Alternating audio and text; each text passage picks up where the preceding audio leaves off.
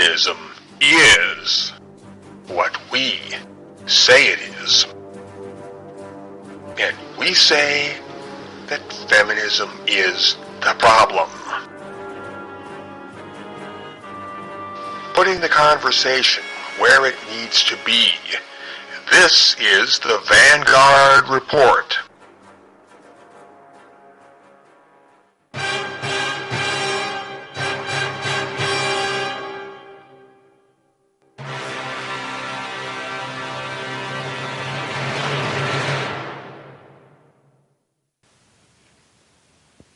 Greetings, fellow workers in the vineyard. Another week has rolled by, and it is Monday evening once again. Welcome to episode number 14 of the Vanguard Report. On this program, we talk about feminism, and feminism. And why shouldn't we? After all, that is our subject. If our subject was lawn tennis or sheet metal screws, we would talk about lawn tennis or sheet metal screws all the time. But our subject is not lawn tennis or sheet metal screws. Our subject is feminism. So it is perfectly logical that we should talk about feminism all the time. In our view, feminism is one of the biggest human disasters to roll down the turnpike in a good long while. We think that the only sensible thing to do about feminism is to shut it down cold. Full stop. We think this is perfectly feasible. We believe that there are certain procedures which, if diligently followed, will undermine feminism to the point of collapse. So, all that's wanting is the necessary motivation, imagination, demographic numbers, and, let's be honest now, unwavering fanaticism. And these are some of the things that we talk about every week in and week out. I am your host, Fiedelbogen, and joining me tonight is my fellow host, Nick Redding, a rugged, square-shouldered son of the Alberta prairie and a counter-feminist agitator of keen, far-seeing prairie vision. Nick, say a big Alberta prairie hello to the non-feminist men and women of the world. Hey everybody, my name is Nick Redding. I'm with mensrightsedmonton.com. We've started featuring episodes of the show, The Vanguard Report, on Men's Rights Edmonton YouTube channel, so check it out there. Yes, thank you, Nick. Everybody go to mensrightsedmonton.com. Give their website a lot of traffic. Hell, man, give their website more traffic than you give mine. And yes, we will be uploading the YouTube versions of old Vanguard reports, starting from number 10 and thenceforward. Also, everybody, and this is required reading, everybody go to cfproject.blog.com to read the required reading for anybody who wants to listen to this radio show on a regular basis and have some backstory on what we're talking about. That's the Poison Manifesto. It's all in there, folks. cfproject.blog.com. So, I'd like to crack open the bottle this evening with a couple of web links. Well, one and then later the other one. The first of these will be appearing in the chat window shortly. That's cue number 1. This is an article from the online salon.com. Last week, we talked about the burgeoning resistance to feminism among non-feminist women, and specifically the Women Against Feminism movement, although don't get the impression that they're the only ones. It goes further than that. Anyway, this week, let's turn our attention to feminist women and how they are responding to counter-feminist heat and pressure in general. Now, here is the link to the article at salon.com. It's written by a certain Katie McDonough. The title reads as follows: Meet the women of the men's rights movement, why they see feminism as a, quote, personality disorder. Well, Katie, I thank you for adding something to the language. the idea that feminism is a personality disorder. Many of us have instinctively felt for a long time that feminism was more personal than political, but we should be grateful that a feminist supporter has popularized such a telling phrase and made it available to everybody. That's right. Everybody make a note of that. Feminism is a personality disorder. To me, it seems that the glove fits. Anyway, a tagline follows the title. A recent crop of profiles of female MRAs shows that bad ideas are truly gender neutral. This is how they're handling women who take a hard line against feminism. Now, this tagline is like a conclusion placed at the beginning of the argument. So to learn what the argument actually is, you must read the article. And when you do, you will discover what the author is really saying. It's all in there. She is saying that any idea which contradicts feminism is a bad idea. Yes, that is a fair translation from the FemSpeak. The article is packed to the gills with untruth, half-truth, misrepresentation, mere personal opinion, and very little more. Let's do some quick examples, shall we? For example, Katie writes, if you are throwing your weight behind a movement that is de facto led by a man who thinks women beg for rape, or that the very real threat of sexual violence women face is a plot cooked up by jaded feminists, then your batting average is way, way off. All right? Katie seems to be talking about AVFM. That's the idea I get from reading the article. She insinuates that AVFM is a movement. But no, AVFM is a website. Only a website. That is all. There is no AVFM movement. What an idiotic notion. Having cleared up that point, it remains unclear which movement she is actually referring to. Does she mean the entire non-feminist revolution, which is no movement at all, but literally thousands of movements spread all over the world? Is Katie talking about all of these all at once? Is that the movement that she refers to? And does Katie really mean to say that this worldwide social organism is under the direction of some leader, de facto or otherwise? Is she serious? All right. I know damn well that Katie McDonough is talking about Paul Elam. Now, mind you, I'm no lawyer, but it seems to me maybe we've got the makings of a defamation lawsuit here. You think? She insinuates two very odd things about Paul Elam. One, that he thinks women beg for rape. Two, that he thinks plotting feminists cooked up the threat of sexual violence against women. Got that? Mind you, the author sets no limiting terms or qualifiers on these items, so I must take some liberty in parsing out what she is really saying. Does Katie McDonough seriously mean to suggest that Paul Elam thinks women habitually walk around saying, please rape me? Is that what women do habitually? Is that what she thinks Paul Elam thinks? And does Katie McDonough seriously mean to suggest that Paul Elam thinks sexual violence against women never happens and that feminists plotted to create the mere illusion that it happens?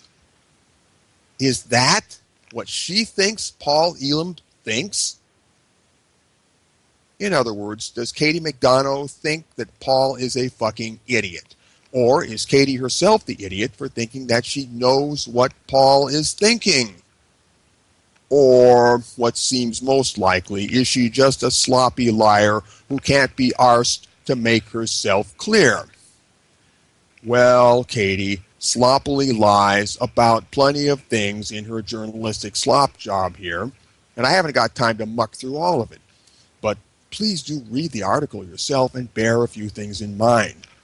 Katie, although she never admits to being a feminist, is evidently running on feminist subjectivism, which we talked about in the previous episode. Her article seems calculated to put the conversation where it doesn't need to be, namely on the feminist narrative and how that narrative frames the issues.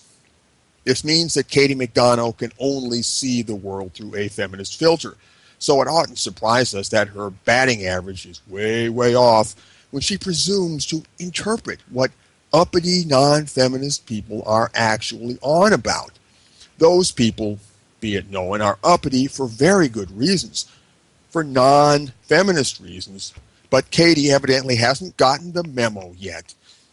Feminists do tend to be slow that way. Worst of all, and quite characteristically for a feminist, she uses the fem-speak word MRA in order to smear all non-feminist men and women who won't keep their mouths shut about feminism. I'm surprised she didn't wedge Elliot Rodger in there somewhere. Anyway, remember that feminists don't talk English, they talk fem-speak, which is a language that only sounds like English on the surface. And yes, Katie McDonough is a feminist, even if she is too sneaky to admit it. Finally, the thought occurs to me that she could have asked Paul Elam what his opinions were and whether she was representing him correctly. But no, Katie McDonough didn't do that. After all, she's a feminist, so she feels she has the right to make things up in tricky language and pass them off as reality to an uncritical public. As a rule, that is typical feminist behavior. So, I hope you will read that article and parse it with the techniques we have suggested here. So much for that. Now, I promised you another link to another article. This is the article on rawstory.com. It was written by Amanda Marcotte. It's called A Proposal to End the Misandry Wars. And Amanda, true to form, has written the word misandry in scare quotes. That is what she does. She doesn't think misandry is a real thing, you know. Anyway, I'm going to read off the article, pretty much all of it, bit by bit, and we're going to comment on it as we go along. Nick, are you ready? Very well. Yes, I am. I am ready. I know you are, Nick.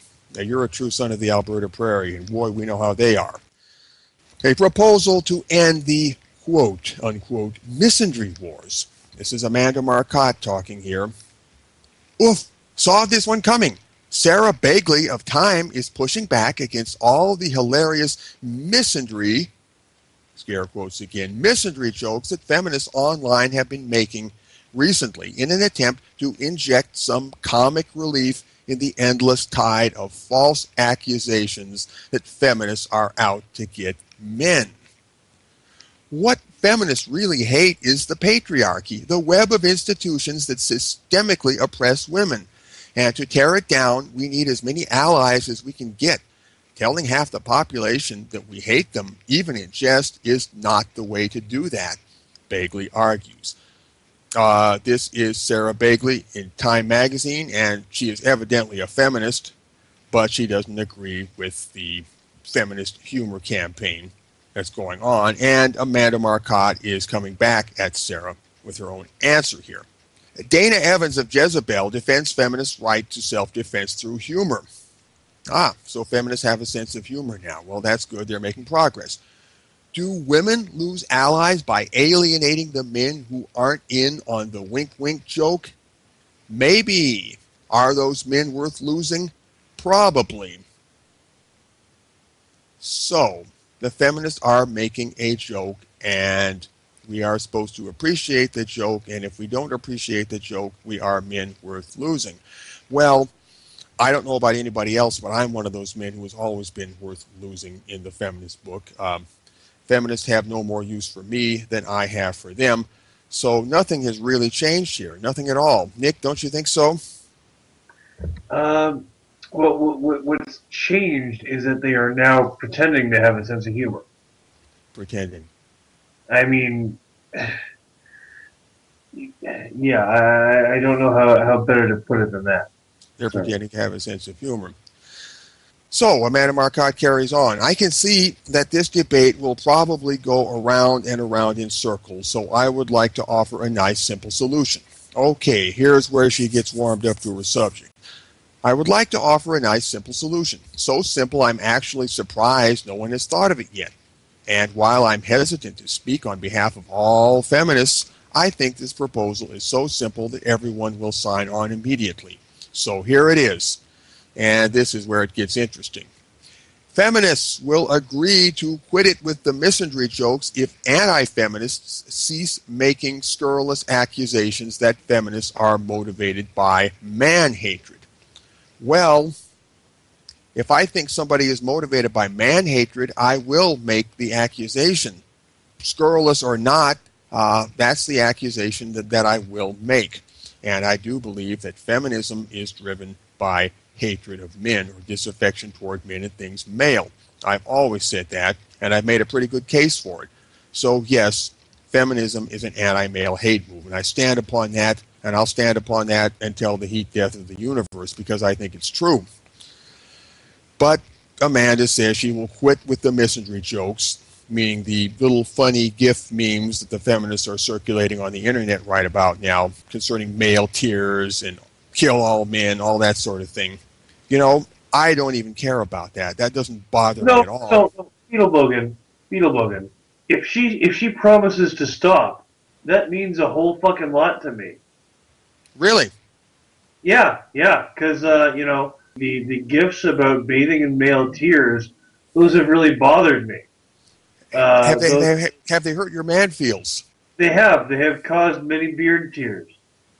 Oh, well that's too bad. And so if she's willing to offer up something so weighty as stopping the misandry gifts, well, maybe we should take that into consideration. Nick, I think you should get a hold of Amanda right now.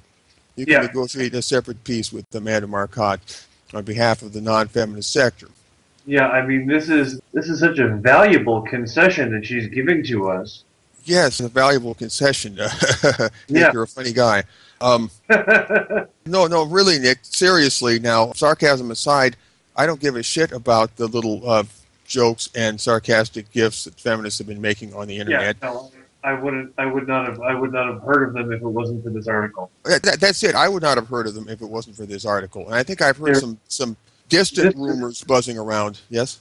This is feminist leaders selling to the feminist neophytes this idea that they've really got us on the ropes, whereas the truth is exactly the reverse of that. Yeah, they're applying some kind of pressure that we really need some reprieve from, so we have to come to the table and negotiate with them. Yes, please stop putting out those lame little computer gifs on the internet with your jokes about male tears. Actually, Amanda's spiritual twin sister, Jessica Valenti, has done us a great service when she stood on the beach with that sweatshirt that said, "I bathe in male tears." Yeah, and my approach to that has been, a lot of people want to make hay of that, and I say, you know what, she's doing the same thing that I do. When I did the patriarchy party, is jokingly assuming. Do you think she learned it from you, that technique? You know what? I think that maybe I'm being a bit proud here, but I have noticed a bit of a trend from feminist thinkers where they're trying to incorporate humor into what they do, and the type of humor is that they're doing exactly what we did with the patriarchy party. They're trying to say that. Trying to reverse psychology there. Well, not so much. They're assuming what they call a strawman version of their position in order to make fun of it. A strawman version, but it's a strawman. It's a straw man.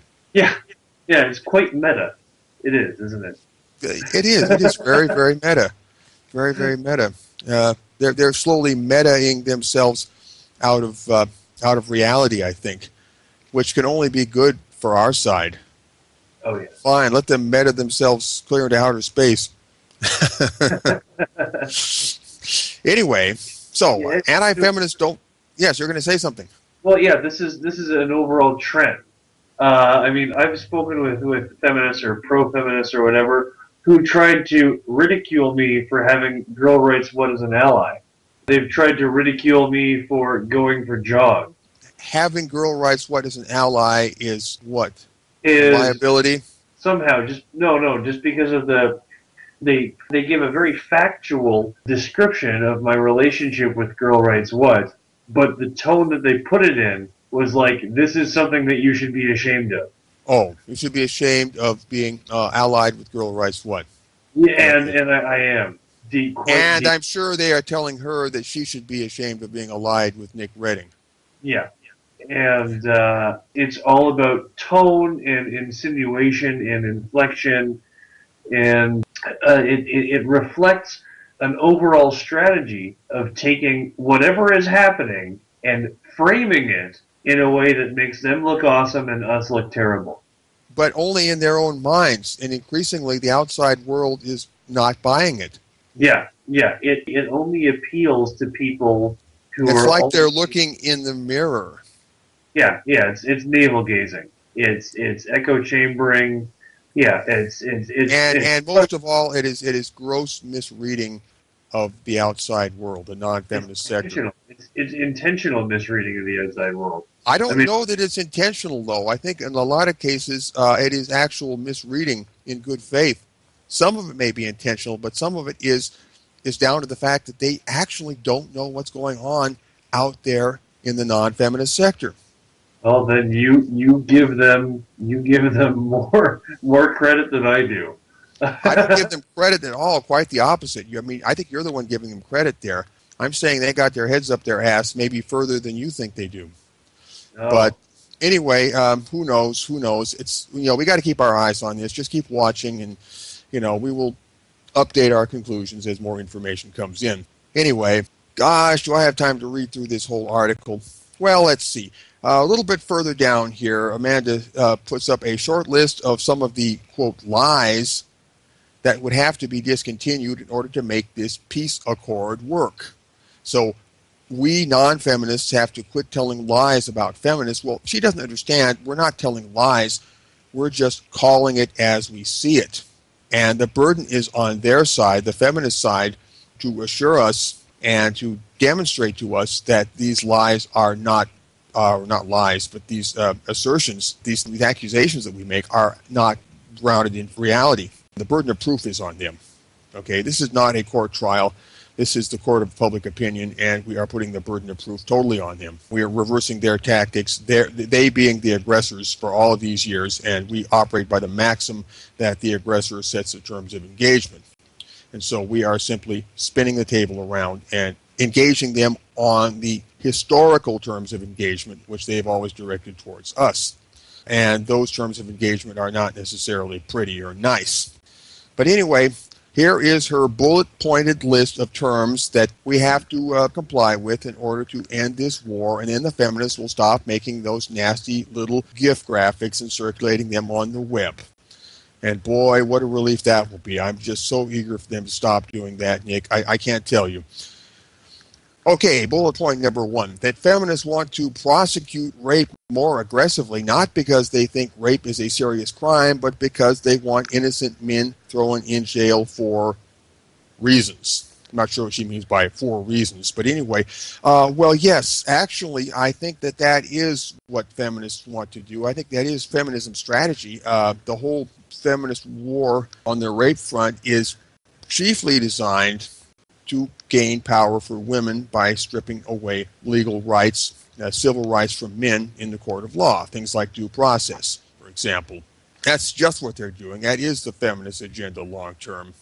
And maybe they think rape is a serious crime, but their real purpose is to damage men as much as they can. And if I'm wrong about that, they better get back to me and tell me in a very polite tone of voice why I'm wrong. And more than that, they better make some moves to correct the situation, which is now so toxic for men in the criminal justice system as regards rape and other crimes. That's a whole talk in itself. Next bullet point, that feminists want there to be consequences for sexual harassment, not because they want women to have equal access to jobs and social spaces, but because they want to ruin a man's good name, which anti-feminists apparently believe requires pushing people's boundaries. Not sure what she means by requires pushing people's boundaries. But yeah, no, I do think that feminists want women to have access to job and social spaces. I mean, that's right along with the project of increasing the power of women. I don't doubt that they want that for women. But I think they also don't mind ruining a man's good name. By hurting men, they put women in a more powerful position. So yes, I think they do want to ruin a man's good name and force men to live in fear. And that's a way of cracking the whip over men, both individually and collectively. Next bullet point, that feminists are out to stop men from having sex generally. Well, I don't think they are out to stop men from having sex generally. I think they're using sex as a way to control men. So it's more complex than that. So that's kind of a straw man there. Okay, a lie that gets told frequently, despite, the fact that feminists put an immense amount of their personal resources toward protecting reproductive rights, i.e. allowing men to have more sex with women. I don't know what the hell she's talking about there in that last part. Nick, do you? No. Okay, I guess we lost Nick there. Protecting reproductive rights like abortion, for example. I don't know what she's talking about there. It's completely garbled. Anyway, next bullet point, that feminists want to get more women in power, not because they think power should be shared equally, but because they are out to steal from men. Well, no, they're not out to literally steal from men. They're out to rob men on many different levels, and that's why they want to get more women in power. They want to get more women in power just to increase the power of women, and by doing that, women are able to take advantage of men and thereby increase the power of women proportionately more and more and more. So, yeah, that one is largely true. Bullet point, that feminists want contraception to be covered by health insurance, not because they want people to be able to have sex without threat of unwanted pregnancy, which benefits men. Having sex without threat of unwanted pregnancy, yeah, that benefits men, okay, but because they're greedy sluts who want to steal from men. Now, I don't know what Amanda's talking about here. She's mixing up women in general with feminists in particular. That's a totally garbled thing. I'm not even going to spend any time on that because it doesn't make any sense what she's saying. It doesn't have to. It doesn't have to make sense. It's like an acid trip. Oh, it's an acid trip. Now, that's an interesting way of looking at it. Maybe if you take LSD while you're reading this, it'll suddenly settle down into normal reality again by a kind of reversal.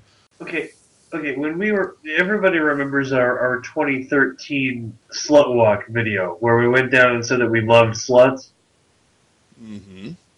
Right, now, and everybody remembers that Ryan Vanderhoek's accomplice in his brilliant 25-minute long video was named Doug Brinkman of CIA Activism. Now, a little while after that, Doug Brinkman started distributing posters that had an image of Captain Redneck from Men's Rights Edmonton with a sign that said, "I heart boobs." And he infused that with a classical painting, and he infused the infusion with the word rape. Now, it makes no logical fucking sense, but you can clearly see that it implicates Captain Redneck as a rapist. Taking his picture with another picture and just putting the word rape on it, in my mind, is pretty clearly gutless, cowardly, spineless, insinuation, low-down, side-winding trick. Yeah, it's an insinuation of being a rape. But the thing is, the nature of this kind of artwork, or artwork if you want to call it that, the nature of this kind of insinuation is that they're actually not saying anything at all, but they're just kind of jamming a bunch of ideas together and throwing it at a person. Yes, it's like putting up metal chaff to confuse the radar, that sort of thing. Yes. Yeah, they're good at what they do. I got to give them credit. I admire what they do. I think we can learn a lot from them. They've had years and years to practice all of this. And, I see the time is getting along. There's a bit of meat left in the article here, but I want to keep the hour on track. So I'm going to draw this part to a close. I hope everybody will go and read that article by Amanda Marcotte if you haven't done so already. And I believe the link is in the chat window. So now let's go to a music break. James, roll it.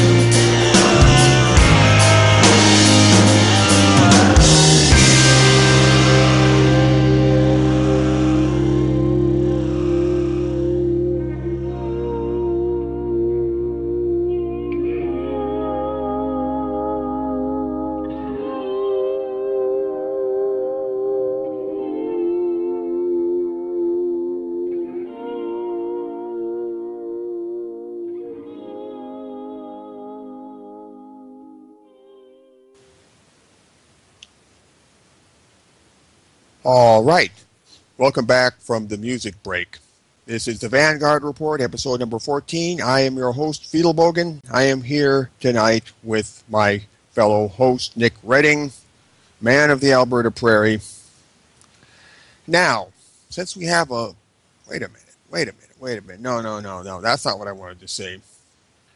Tonight. Okay, tonight we are going to talk about men going their own way, often known by the unwieldy acronym MGTOW.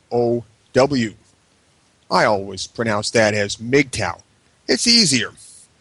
Now, unlike MRA, a popular term that emerged from the mist circa Y2K and carries no intellectual pedigree, MGTOW is a consciously thought-out social movement that started with a physical meeting of persons in October 2004 in the town of Hickory, North Carolina. A manifesto was drafted on that occasion. MGTOW was formed in reaction to the suffocating club atmosphere of the proto-men's rights web forums at the turn of the century. Among other difficulties, those venues were stifled by timid political correctness, lack of intellectual development, and a tendency for female participants to show up and cause disruption in one form or another. The new MGTOW concept was meant to overcome such hindrances, and it seems that a blossoming of individual gumption and creative thinking occurred. In the years directly following 2004, individual blogs popped up in considerable numbers. It was the first big move away from the forums, and a number of flamboyant personalities made their mark in those days. Now, these people are largely forgotten now. Does anybody still remember Fred X, or the Eternal Bachelor, or Captain Zarband? Why, I feel like I'm talking about ancient Rome when I rattle off those names. Since that time, the MGTOW concept has drifted from its roots, or dragged its anchor, if you will. However, the following narrative, taken from the No Man blog, will give you some idea of the original character of the movement. Despite all assertions to the contrary, MGTOW, men going their own way, was never specifically about the marriage strike, nor of swearing off all women and subsequent society. In fact, the MGTOW manifesto makes no mention of a marriage strike, even though many also supported it. No, MGTOW was, as is stated in the manifesto, about instilling masculinity in men, femininity in women, and working toward limited government. Go ahead, read the whole manifesto. It is not long. You won't even find the word marriage mentioned in it. So much for MGTOW being about the marriage strike and lowly deviant omegas hiding out in their basements. Many old-school MGTOWs were actually married themselves, making the marriage strike a completely irrelevant point to identify them with. All right, here is something that Ragnar Jensen, one of MGTOW's 3 founding fathers, shared with me just today on Skype. And he says, "Yes, sir, I'm married for 20 years and everything they say about marriage is true. I just don't believe that marriage has anything to do with going your own way. Some men see MGTOW as a purely material thing, while I see it as a more mental or spiritual thing. When one's understanding of life has matured into manhood, it will be very much like stated in the MGTOW manifesto. That's my humble opinion, and it doesn't exclude the opinion of others who differ in this matter, because you will have to see MGTOW as multifaceted. It can have many forms. The only form of MGTOW which I do not like is the purely materialistic one, where men turn themselves into PUA sex maniacs or gold-hoarding hermits. To me, life is something you have to get out and take part in. At the same time, there is no doubt in my mind that men are the ones who create society by forming bands of brothers. This, in turn, is what constitutes manhood." And that is from Ragnar Jensen, one of the 3 founding members of the MGTOW movement. He was kind enough to share that with me just today, not more than 4 or 5 hours ago. All right, that sets the stage. So let's fast forward from 2004 to 2014. It makes my head spin to think about it. From the proto-men's rights movement existing in scattered internet enclaves to the non-feminist revolution spreading across the planet everywhere. Boy, that's some dramatic transformation, all right. And the movement called MGTOW is still with us. It has mushroomed, and the reach of it is now international, including such far-flung places as Europe, India, Latin America, and the Far East. In the process of getting bigger, MGTOW has changed. It is no longer the same animal that it was in Hickory, North Carolina in 2004. Let me repeat something from the passage I recently cited. Many old school MGTOWs were actually married themselves, making the marriage strike a completely irrelevant point to identify them with. Yes, the original MGTOW concept made no mention of the marriage strike. And that makes a stark contrast to what we see nowadays, a social club centered almost entirely around the idea of not getting married, or even shunning relations with women altogether. That is what MGTOW is effectively turned into. Ask the average person of the lay public what MGTOW is, and presuming that person knows anything whatever about it, they will nearly always say something like, a bunch of guys who don't want to get married. MGTOW from the outside also looks like a bunch of guys who whine obsessively about women and relationships, even though they have sworn off women and relationships. They can't seem to make up their minds. Oh, the irony! This, for better or worse, is the popular notion of MGTOW. This is the perception. This is the image that most people carry in their brains. And you must admit that this image hasn't got very much dignity or gravitas about it, has it? In fact, I would even call it downright demeaning. A bunch of guys on the internet whining obsessively about women when they have supposedly sworn off women. This is what the world sees, and let's be brutally frank, it looks like a low comedy. It looks like a silly, contemptible farce. And you know what else? I speak as a friend. Yes, I say these harsh things because I care. Men going their own way, men shucking off the burden of upholding civilization because civilization treats them as disposable fodder. Men with the potential to organize as a social force to extort better treatment for themselves. My God, that's serious stuff with world historic gravitas galore. And yet, what does the world see? A bunch of dudes bitching about bitches on the internet. So when you consider the world historic magnitude of what is going on here, that's ironic as hell, don't you think so? All right, when we talk about MGTOW, we are really talking about two separate things. First, there is something which we call the MGTOW Club. This means the real-life tribe that clusters around the word MGTOW in a way they find significant, and by so doing give the movement an actual, tangible human face. When the average member of the lay public speaks of MGTOW, it is really the MGTOW Club which they refer to. Next, there is the MGTOW Principle.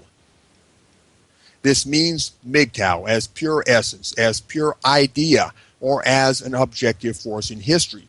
In more direct terms, the MGTOW principle is a description of the existential state of the male sex class and the life policy which a lot of men are following in response to present historical conditions. I, Fiedelbogen, am a supporter of the MGTOW principle. In saying this, I speak purely as a philosopher and as a pragmatic observer of the human condition. I do not speak as a man or as a member of any presumptive club male, nor do I speak as a member of the so-called men's rights movement, since I am not a member of that movement. Are we clear about that? I speak only as a philosopher when I say that men as a political sex class are receiving the dirty end of the stick in the present age of history. This is happening. This is objectively real. And this is now. As a philosopher, I say it is merely predictable that when a demographic group is targeted for second-class treatment, members of that group will eventually decide to, yes, go their own way. And so it is with men and boys in fast-growing numbers. The word MGTOW might be unknown to most of them, but they instinctively know what is going on. They sense it, and they are quite understandably going their own way. They know in their guts that the social contract is broken, and so they are looking out for number one. And speaking as a pragmatic philosopher of the human condition, I do not blame them one little bit. I believe that they are morally correct to adopt the policy which they are adopting. Under the circumstances, how could I say otherwise? All right, so much for the MGTOW principle. Back to the MGTOW Club, that checkered group of people who have achieved notoriety on the internet for their narrow obsession with the marriage strike and their harsh words about women. This group, for better or worse, has become the public face of MGTOW. They are the ones who ask, "Are you a MGTOW?" And when they say that, they are really saying, "Are you a member of the MGTOW Club?" And my answer would be, no, I am not a MGTOW. I do not associate with the MGTOW Club. Rather, I am a pragmatic philosopher of the human condition, and as such, I am a respecter of the MGTOW principle in its world, historic, and political aspect. MGTOW is not something that you are. That's the MGTOW Club. MGTOW is something that you do and something that you live. That is the MGTOW principle. And yes, the so-called marriage strike can be part of this, but it is nothing more than a part.